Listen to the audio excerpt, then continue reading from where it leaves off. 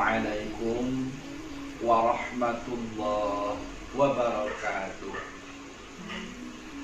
Alhamdulillahi nahmaduhu haqqa hamdi.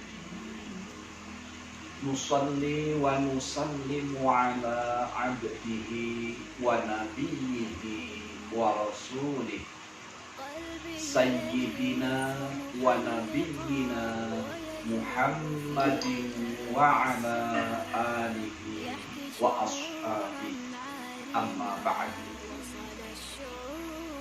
Anak-anakku, siswa siswi SMPIT Mutiara Hati yang dirahmati Allah,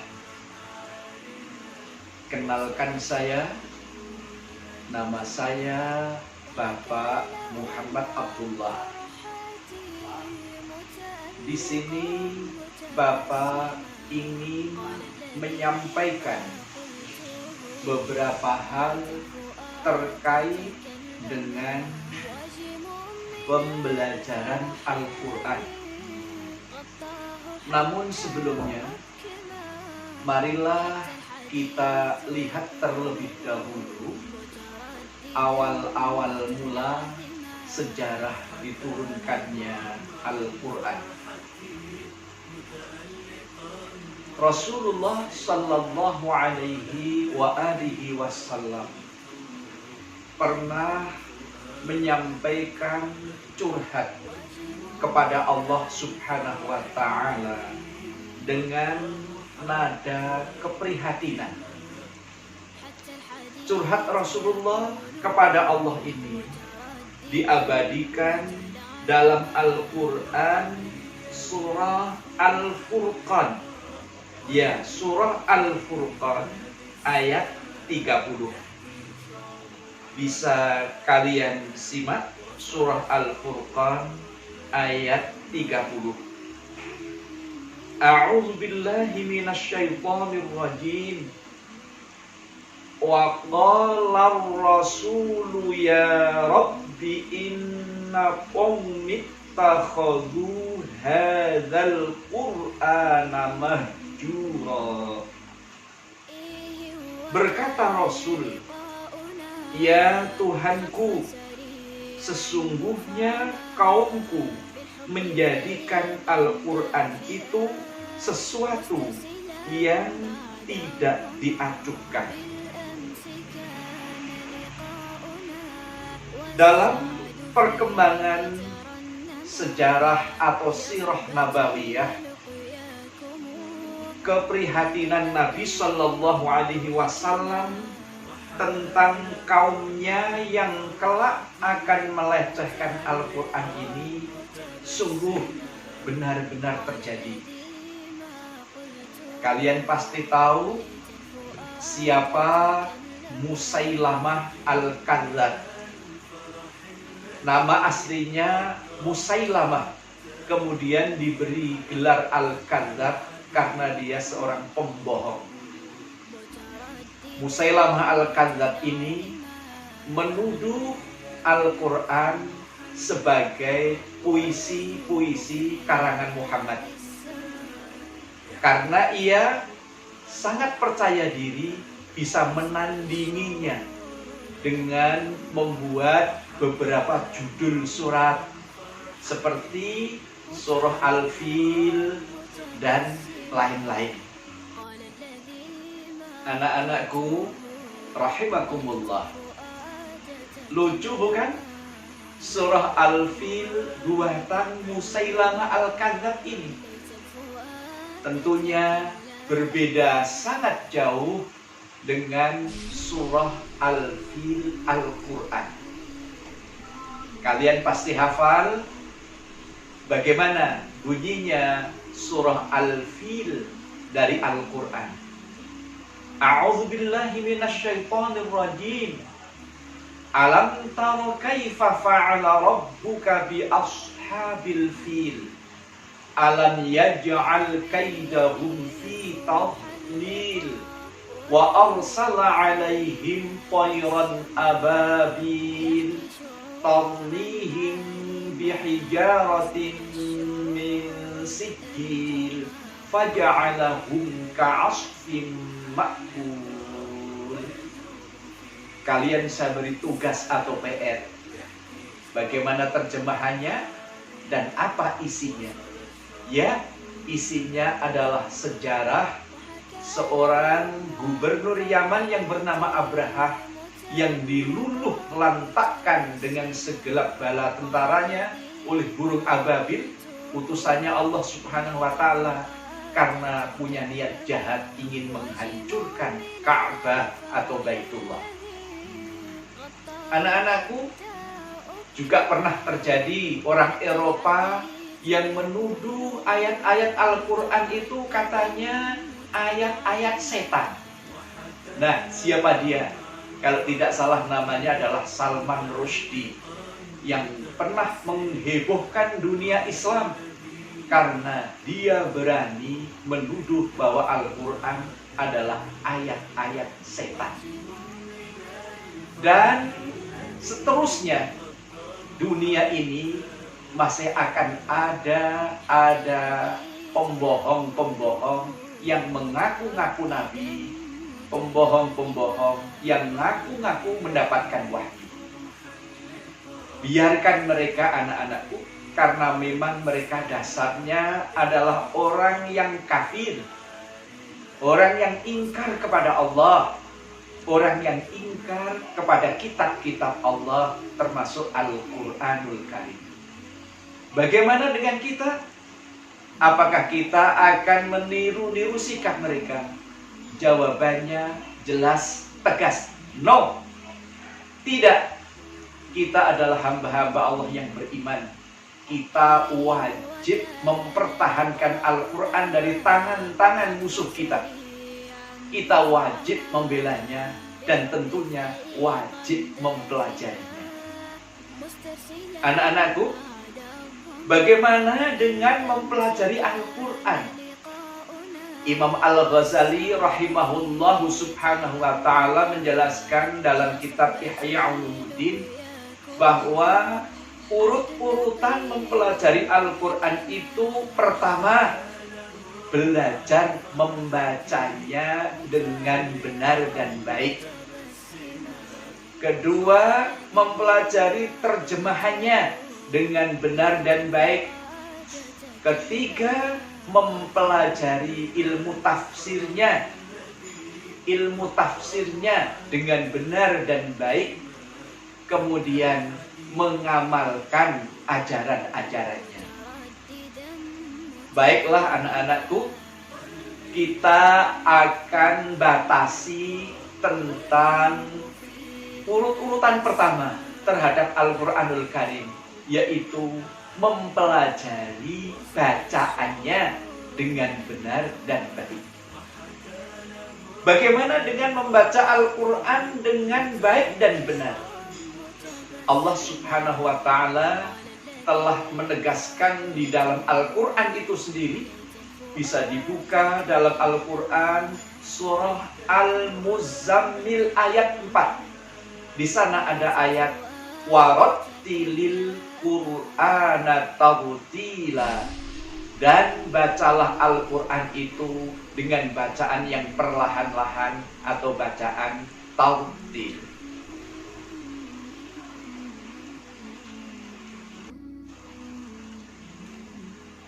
Kata Sayyidina Ali radhiyallahu ta'ala anhu, ketika ditanya oleh sahabat-sahabat beliau tentang apakah itu tartil, beliau menjawab, at-tartilu huwa tajwidul huruf wa ma'rifatul wuquf. Tartil adalah membaca Al-Quran dengan membaguskan huruf-hurufnya dan mengetahui tempat berhentinya atau wakof-wakofnya. Anak-anakku, nah itulah tartil menurut Sayyidina Ali radhiyallahu anhu. Jadi membaca Al-Quran dengan tartil itu adalah membaca Al-Quran dengan senantiasa menjaga huruf-hurufnya, dengan senantiasa melafalkan huruf-hurufnya dengan bagus, dengan benar, sesuai dengan makhrajnya dan sifat-sifatnya. Ini yang pertama. Jadi kalau membaca Al-Quran, huruf-hurufnya tidak terjaga dengan bagus, maka itu bukan bacaan yang tartil namanya. Anak-anakku, apabila seseorang membaca Al-Quran salah dalam pengucapan makhrajnya, maka sudah pasti akan mengakibatkan salah fatal di dalam maknanya atau artinya. Ada contoh yang kalian bisa pahami. Misalnya orang membaca surah Al-Ikhlas ayat pertama, kalian pasti tahu bagaimana bunyinya ayat pertama surah Al-Ikhlas, yaitu Qul huwallahu ahad. Qul, dengar baik-baik di telingamu, Qul huwallahu ahad. Kata qul jika diartikan artinya adalah katakanlah. Jadi qul huwallahu ahad artinya adalah katakanlah Allah adalah satu. Dia Allah adalah satu. Dia Allah adalah esa. Tapi jika qul tadi dibaca dengan kul, kalian bandingkan bagaimana bedanya qul dengan kul. Kul jika ditulis adalah kaf lam. Jika qul ditulis qaf lam. Qul katakanlah, kul makanlah. Jadi kalau orang membaca qul huwallahu ahad, maka artinya makanlah, dia Allah satu. Salah fatal bukan? Hanya gara-gara salah pengucapan makhraj huruf qaf.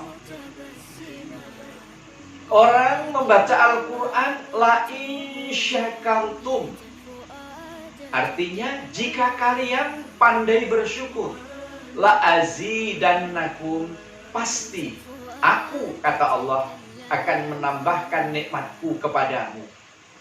Tapi jika la in syakartum itu dibaca la in sakartum, dengar baik-baik, yang tadi sya, yang ini sa.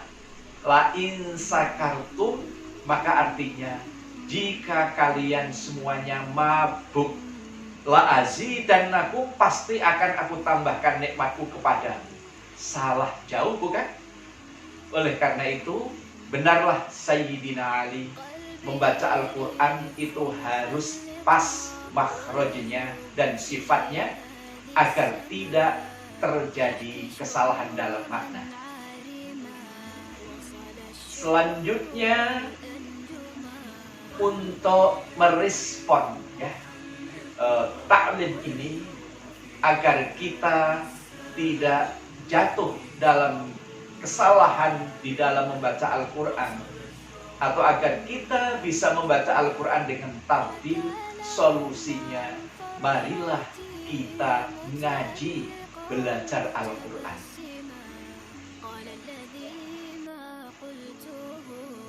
Anak-anakku, di dalam kita belajar dan mengajar Al-Quran, Rasulullah Sallallahu Alaihi Wasallam telah banyak memberi motivasi tentang keagungan dan keutamaan mengaji Al-Quran.